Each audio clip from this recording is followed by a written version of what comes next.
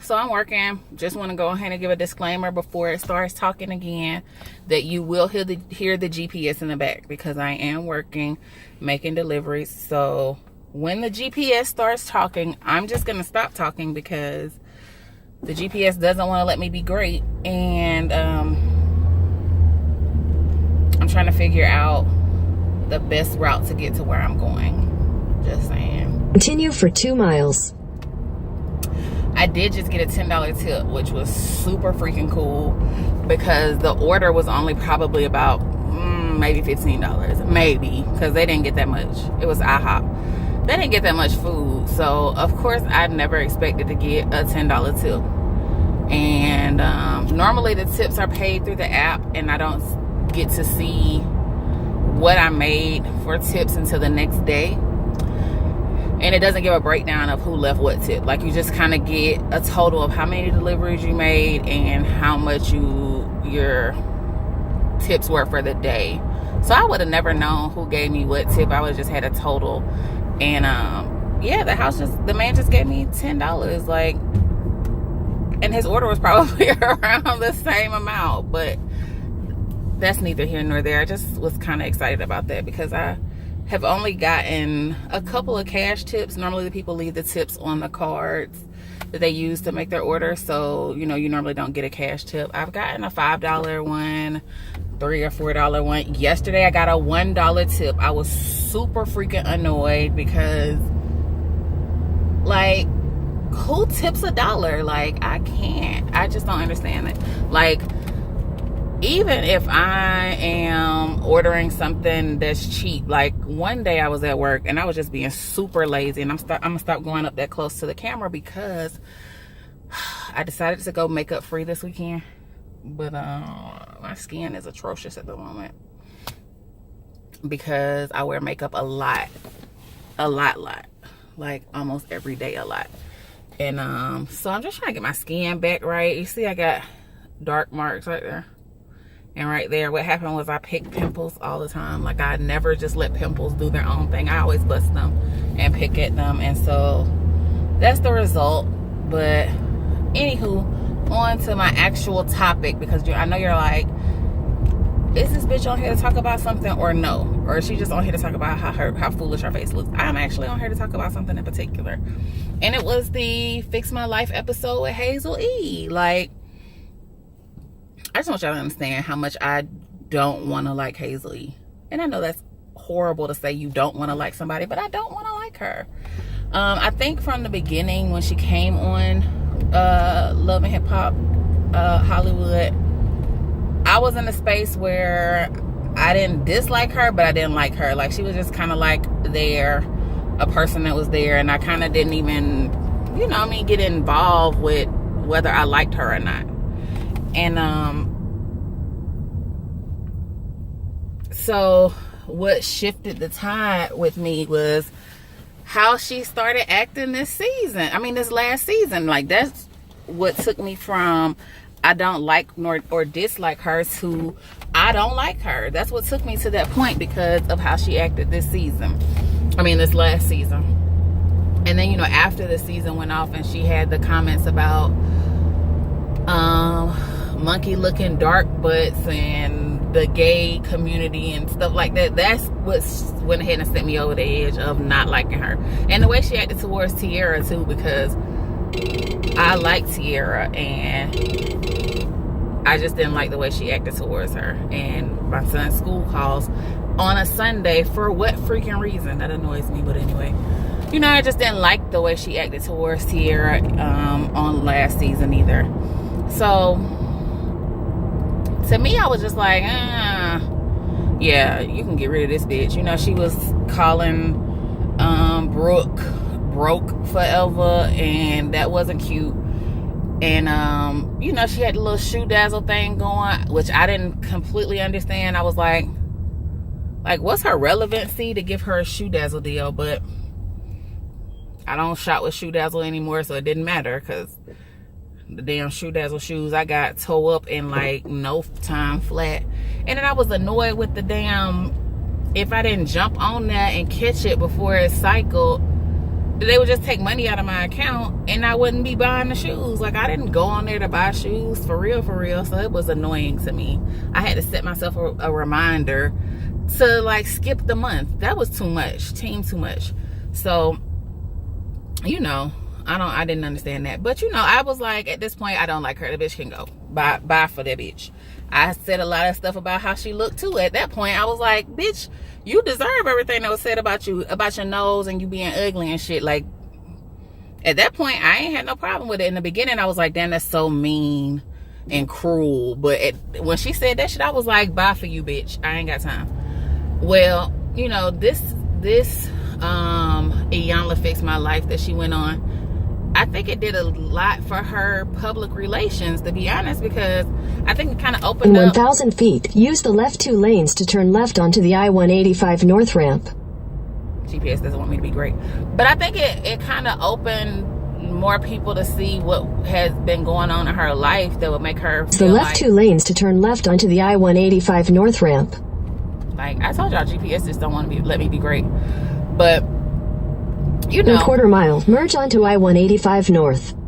Between a GPS and these non-driving ass people, y'all about to see me spaz the fuck out. These people cannot fucking drive whatsoever. Like, they need to take it from being 2 lanes that merge into 1, because Lord knows it's like on a wing and a prayer to not have an accident out here. But anywho, yeah, you know, you just like, it kind of like opens your eyes to see what she's gone through in life and why she feels that way about the gay community and about dark-skinned black women. And when she said, did they forget that I'm a black woman? Bitch, what does being a black woman have to do with the shit you said? Like, let's just be honest. We all know colorism exists. We all know that in society, the darker that you are, the less that people see of you. Like, it's just 100% real. And it's outdated and it's stupid and it's ignorant and anything else I can say about it, but it's just how people were raised. You know, this slave mentality shit, the brown paper bag shit, and then people just passed it on from generation to generation. Like, I know when I was raised, I'm 32, but I know, like, my whole upbringing, I was told the same thing. The whole, no man is gonna want you, and you'll have to be way more to a person than the light-skinned girl would have to be. And I took that into my adult years, and I learned how to be everything for everybody. I learned how to play Build-A-Bear Workshop for every man, and it was just crazy to like go through something like that and not realize how much those stupid ass comments that I felt like were idiotic and out of place, how much they really did affect my life. So 2 miles, take exit 10 for US 80 East, Georgia 22 East toward US 27 East, Macon.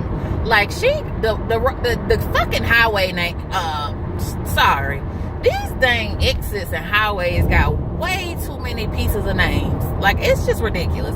Just say take exit 10. Like, I know I'm on the highway. I know what highway I'm on. You don't have to go through all that. Anyway, I know I keep going into these rabbit holes. But, you know,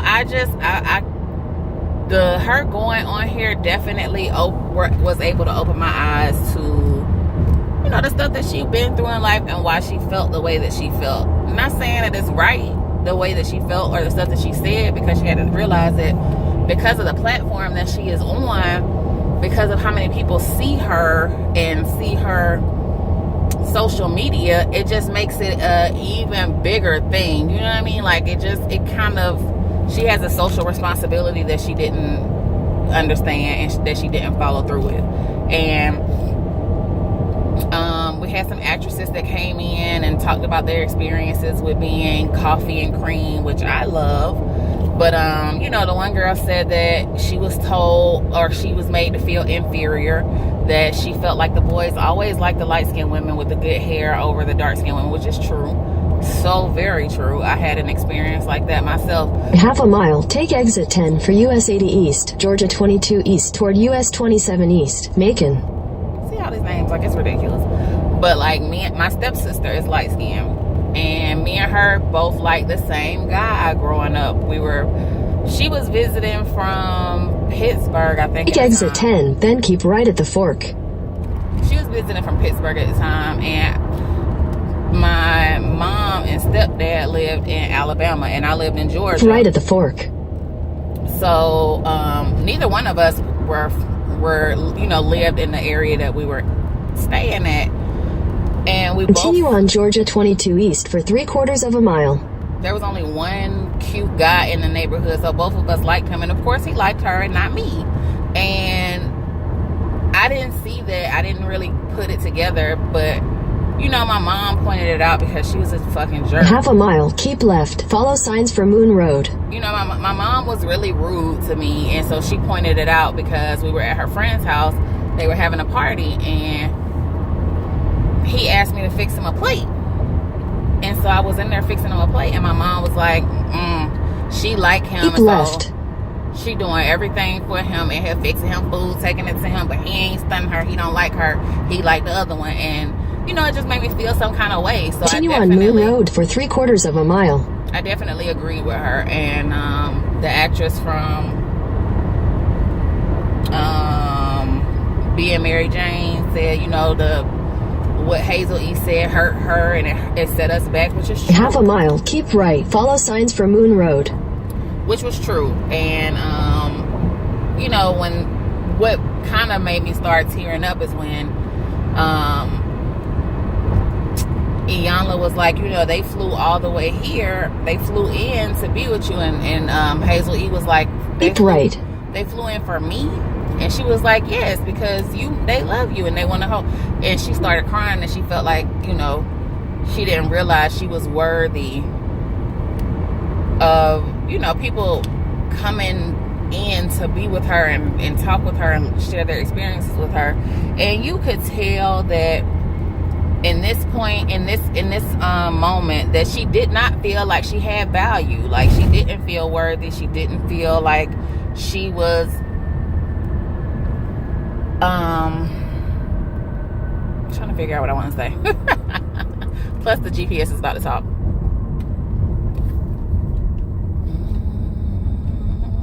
But she just didn't feel like she was worth it, and it was sad. And I definitely teared up from that, because what woman wants to think that people who have come out to support her, what woman wants to feel like the only reason they came out to support her was because they didn't have anything else to do, or because they were close? You know what I mean? Like, who wants to feel that way? So, I was about to say, why is my GPS not talking? It's because I cut the damn radio off. So now I know how to get it to shut the fuck up. Is to cut the fucking radio off. That's cool. But it's sad, because you should feel like people genuinely care enough about you to, come out and share their experiences and their feelings with you. And the fact that she did not feel that she was worth that was super, super sad. And it made me really emotional. And I was like, that's horrible that she really didn't feel like people genuinely cared about her. Like, that's crazy. Her mother has issues. She didn't really show a lot of care and love towards her. And let's be honest, she remembered that girl had been violated. She did, because that's something you don't forget. Like, the people in my life who knew I was violated, they still talk about it to this day, only to justify their actions and to say how it affected their lives and, deflect and make it everybody else's fault. But the point is that they still talk about it. Like, it's not something that they forget. It's something that they definitely call attention to. And like I said, for selfish ass reasons. But it's something that we still talk about. It's something we still call attention to, because you don't forget something like that. So for her to be like, oh, I don't remember that happening. Yes, she did. And the black girls, like, that's stuff that she heard from her mama. Let's just be honest. That type of talk and language is something that she heard her mother say, and that's how she felt at that point. And like she said, she didn't she didn't mean it towards all black people, or I mean all dark-skinned women or all homosexual people, but she let it play a part in her life, and she let it come out at the people that she was mad at. And girl, you need to find something else to say about the folks that you mad at. Like, find something specific to just them and not a whole group of damn people. Think she would be all right, but whatever. I really this episode, this time definitely made me feel some kind of way for her, and it definitely made me sympathize and empathize with her and see why she could have made those type of comments and where she went wrong. And I'm just gonna be honest, I'm back to how I felt about her in the beginning. I don't like or dislike her. That's how I feel about her at this point. I don't dislike her, and I don't really like her either, but I feel like, you know, the guy that is her boyfriend, like, you know that she's with him because she doesn't feel like she deserves a man who really wants to be with her. She doesn't feel like she can get a man that she doesn't have to take care of. You know, she said it's not tricking if you got it, but if she didn't feel like she had to have a man like that, she wouldn't be with him. She's with him because she felt like she has to, which is so sad. I feel for her. I want her to get some more help. I want her mom to stop being acting oblivious to things, and I really hope that she gets it together. I'm gonna go on about my business now because I'm at this restaurant to pick up this food, and I can't have my order being late, so I'm gonna holler at y'all. Bye.